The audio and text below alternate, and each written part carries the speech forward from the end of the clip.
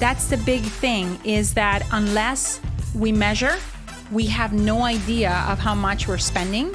And so I want you to learn that everything that we measure improves. Get ready for the next iteration of you on your path to becoming wealthy. On this show, you'll get the insider's view on wealth creation, the class none of us got taught in school, with my co-host, daughter, and beginning investor, Sophia Bosch. And now, let's get started. Welcome to the Becoming Wealthy podcast. I'm your host, Michelle Bosch, and I'm here with my co-host, my daughter, Sophia Bosch. And in today's episode, we are excited to talk about the upcoming junior year of high school for Sophia.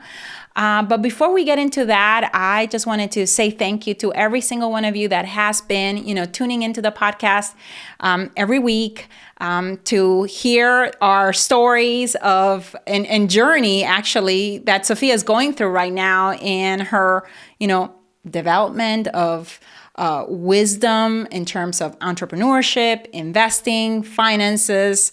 And we would love it if you could share this podcast with another important woman in your life that could benefit from some of the lessons that Sophia, is having right now and going through, or perhaps it's a daughter, or perhaps it's a niece or a nephew or your son. We would love it if you could share, if you could subscribe as well to the podcast, and if you can leave us a 5-star review, ideally. So with that, Sophia, let's get started with what the topic for today's episode is going to be, which is budgeting. Do you know what a budget is? Yes. What is it? It is, it can be both for expenses, right? Yeah. You would usually think of budgeting as like managing your money. Yeah. And like keeping track of how much you're receiving and how much you're spending. Yeah. And to make sure those align, you're not spending more than you have, ideally. Yeah, absolutely. Or you're spending less. Ideally. So you can have some money for saving and for investing. Yeah. Yay. Yeah, absolutely. So yeah, that's basically what a budget is. It's basically goals that you might have to keep expenses under control. Mm-hmm. But it can also be about goals for income, especially for a bigger company. You can also talk about a budget when it comes to revenue. What are the revenue goals or the budget, that this particular department or this particular event or property or inventory or period of time is going to, the entire company is going to strive to produce. So it could be for both income and for expenses. For today's purpose, I would love for us, for the upcoming, junior year of high school, I would like for us to talk about what the upcoming expenses are going to be. And for that, I want us to use a little bit our whiteboard so that we can basically talk about, what those look like and add some of those up and compare that to the income potential that you have right now for the upcoming year as well.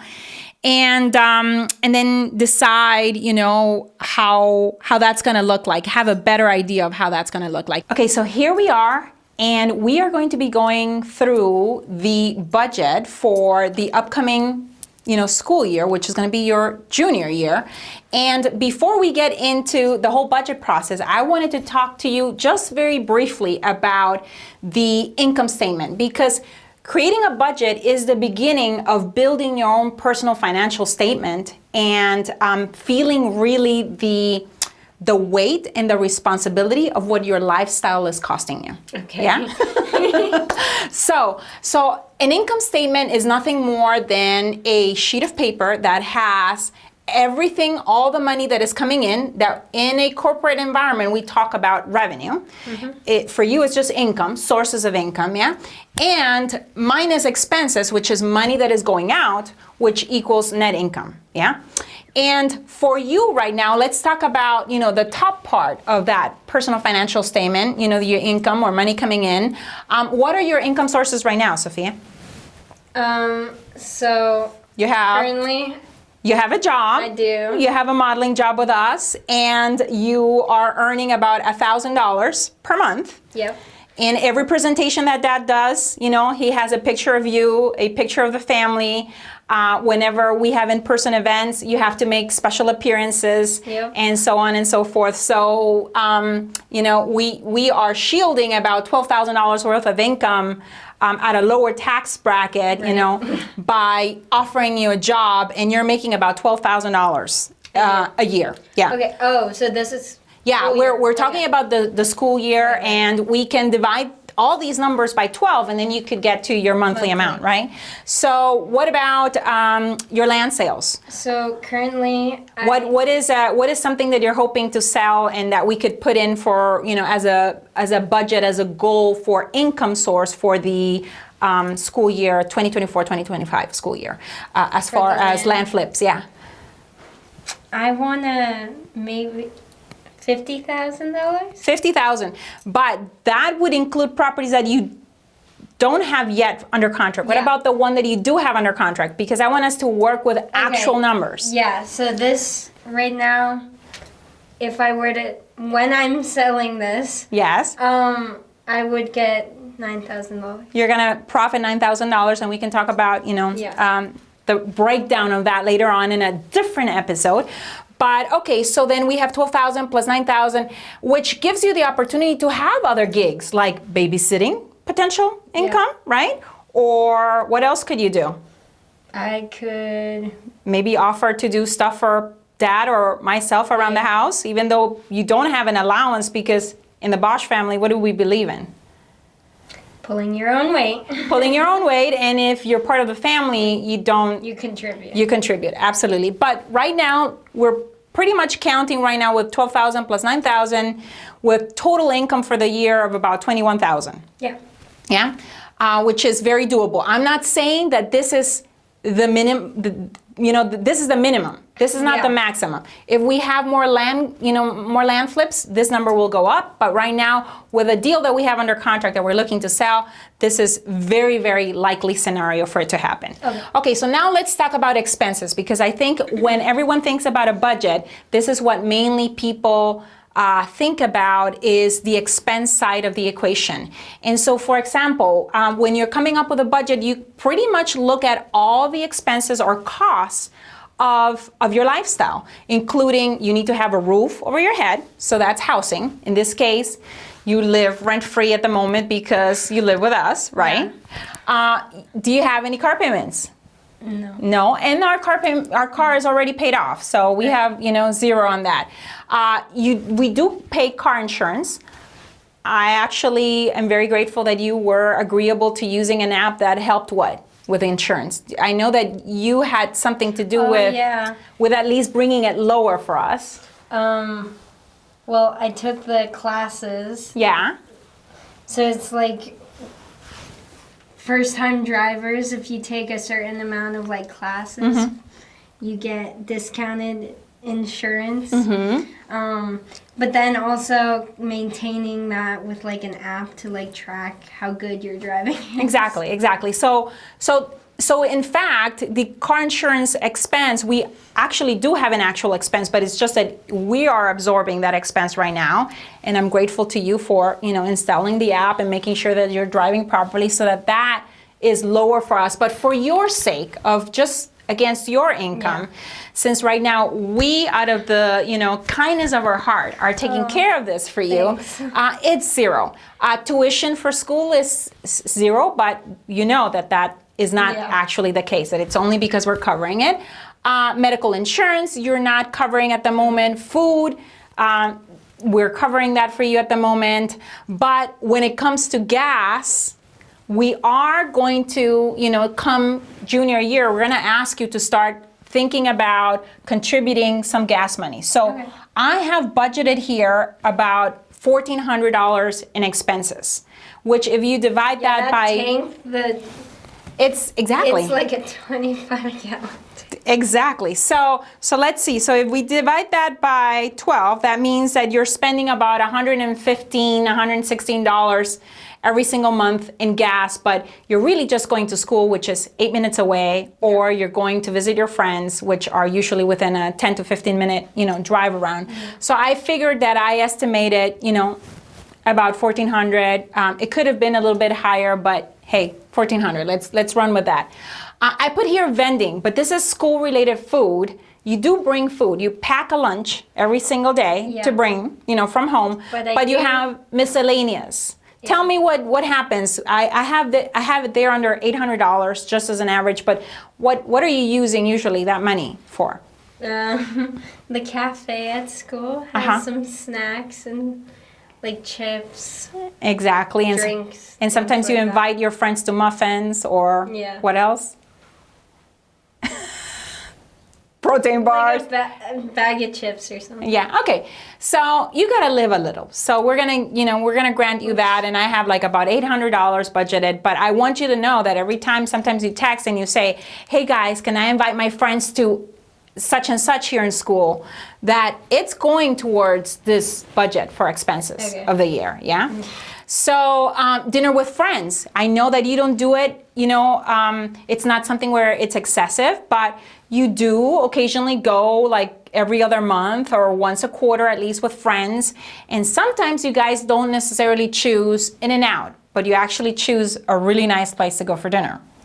And so I have budgeted right now, for the year about $1,000 in dinner. And when I say a nice place, I'm not talking about, a place where we're spending $300 per person, but a place where, you go and you order yourself a steak or whatever, and a drink and maybe a dessert. And amongst, all of your girlfriends, you share an appetizer and you split the bill. So I'm going to put there dinner with friends at about $1,000. Now, concerts. Why do we have concerts here as a line item, Sophia? This past year, I've become a little bit of a concert freak. You have become a little bit of a concert freak, and you have waited until the last moment to buy tickets. I know. And as a result, we have paid outrageous prices. Yeah. So right now, if we were to plan a little bit ahead, because this whole exercise is in strategic planning for the upcoming year, if we were to plan a little bit ahead, maybe instead of paying whatever crazy amounts we've paid for a seat at a concert, we're looking to pay a little bit less, and I have basically budgeted about $2,000 for still really nice seats, but that you buy with a little bit more anticipation, where you can go maybe to 4, 5, 6 concerts next year. Yeah, and I already know that you have 2 already lined up. Actually, 1 in the summer. What are you doing in the summer?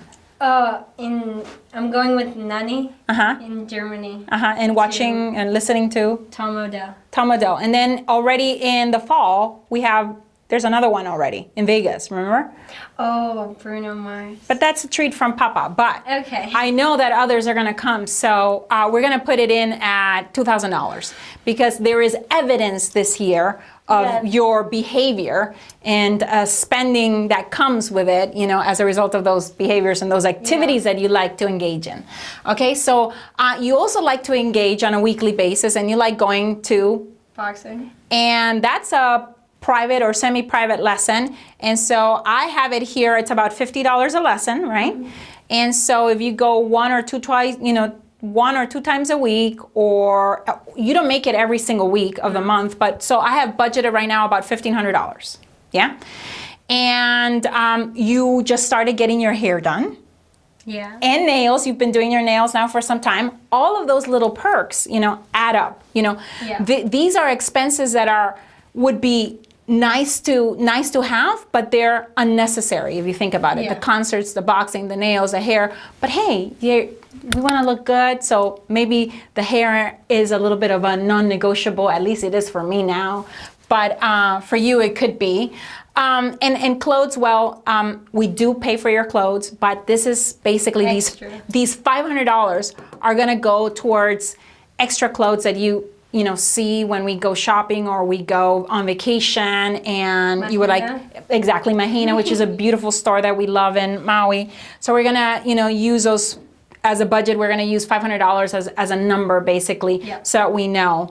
And nails and hair, I put it at $1,000 because we go to an amazing hairdresser. He's not cheap, but he's worth every single penny. And then I'm gonna have a miscellaneous amount of about $600. And this is for, what do you think you're gonna, we've covered quite a bit of your expenses, but what other miscellaneous things come up as a result of your preferences and behaviors with, social endeavors with friends? We like to go either to the movies or go out for, like, I sometimes have a free period in the morning, so we go to AJ's.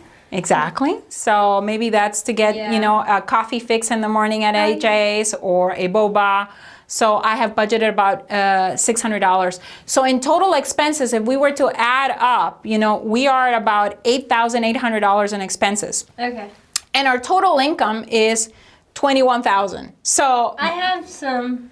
You have some wiggle room, exactly. Even at this point, even if you didn't sell a property, but you will, at this point you are already, out of the rat race, let's say, considering that you're not paying for this. Yeah. But if you once had I to go to college, that might change. That might change. But for now, basically, you're not upside down because we're basically contributing to a big portion of your I would say fixed expenses, because some of these are really fixed. Housing, you must have a place to live.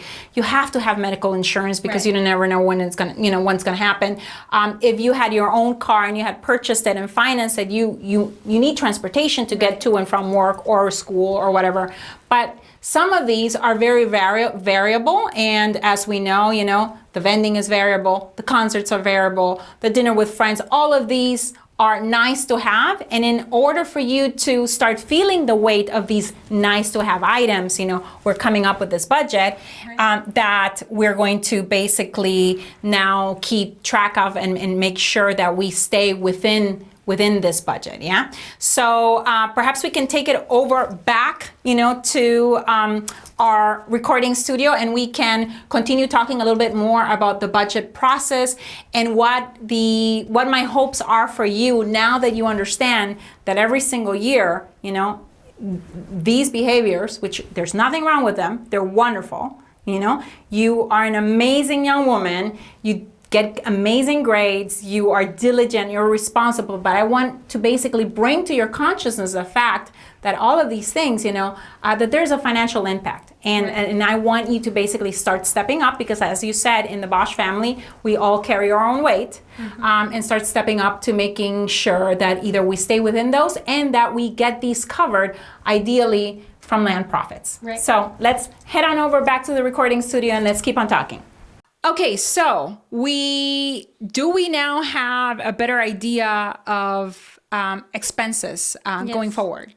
What was the biggest takeaway for you after seeing them basically on the board, looking at some of the ones that are big items and that are right now, from your perspective, you have zero responsibility, and some of the other items where I did put a number, like what did you think about the whole process? I realized how much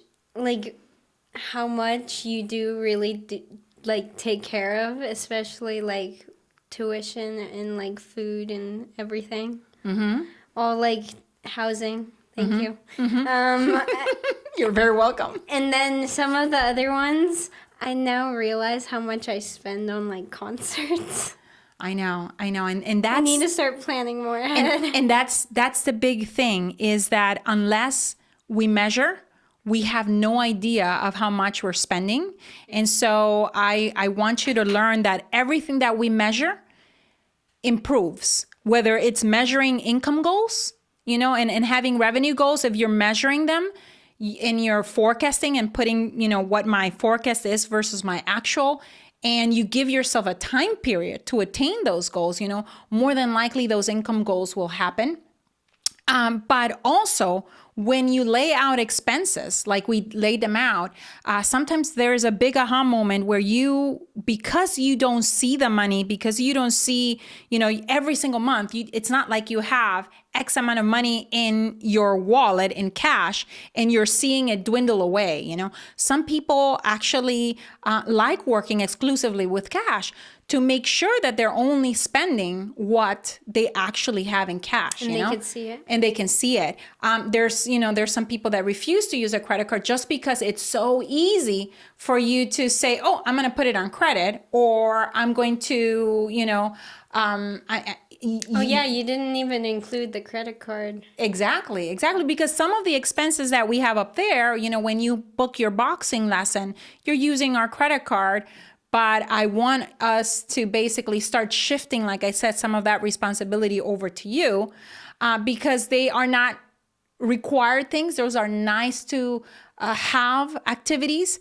And so I want us to basically start being a little bit more conscientious of what those are. And if we don't lay them out and we don't start tracking them, we really don't have a really good grasp and control of like, what do I need to say yes to and what do I need to say no to? Because if you have, for example, a budget of $2,000 for concerts, and then yet another artist come and one of your friends calls and says, "Oh my gosh, Sophia, did you know that so-and-so is playing and they're 3 days and, from now playing, now the tickets are $1,000. Do you want to come?" And if you have a budget of $2,000 for the year and you've already spent it, you know now, can I make this? Can I, though, cut down on some other stuff to exactly. put towards? And that is the thing. That is the beauty of basically going through a budget, exercise like the one that we just did, where we can lay out all the expenses and we can decide what is more priority. Is this priority, or, is a concert a priority, or the hair and nails a priority? And you can start deciding. I haven't gotten my nails done in so long. Yeah, exactly. So. There you go. So you've been spending your money on concert tickets instead. So anyway, so what I want us to do now is, now that we know about how much we're spending, is I want us to keep track every single time that you spend something, in these categories, in the category of gas money or school food money, for the vending machine or the cafeteria, or any of the other things that we described. Basically, I want you to find an app. Maybe you can look it up right now. I don't know. I actually don't know, but I know that there's apps where you can look for like apps for kids.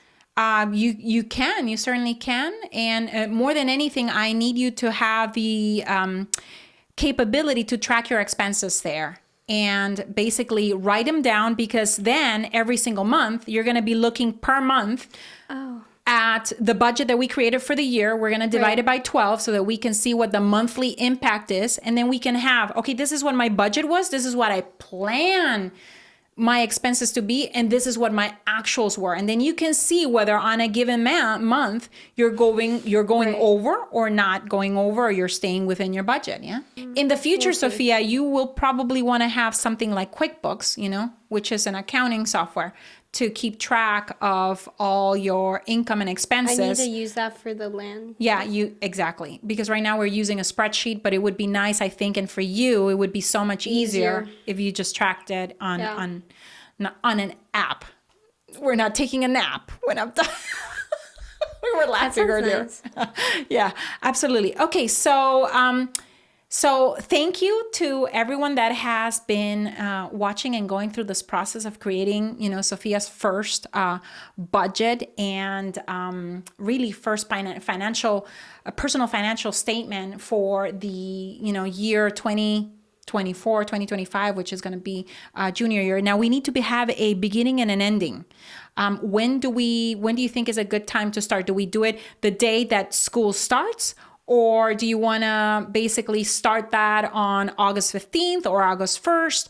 The only reason why I'm saying that is that it's easy to keep track of expenses on a calendar month. Like, like the month of June, this is how much I spent. Or I think August 1st, even though my school starts, or we started like September 1st or something. Because my school starts much later than everyone else. Okay, so we can start like the last week of August. Okay, so then let's start with September 1st then, and any expenses that we accrue basically, or incur, those few days prior, we can always book them into September and start the entire process of looking at budget versus actual starting September 1st. Well, with that, I am excited to see you grow and to see you getting much more conscientious and taking on more responsibility, of the financial impact that the activities that we love engaging with, and behaviors, that we engage in, because every single thing, that we do has a financial consequences. The choices that we make have a financial consequence, and I'm excited for you to start tracking those and seeing for yourself and making great choices. And with that being said, make sure to share this with a woman in your life or someone important in your life. Leave a 5-star review and make sure you subscribe for the next one.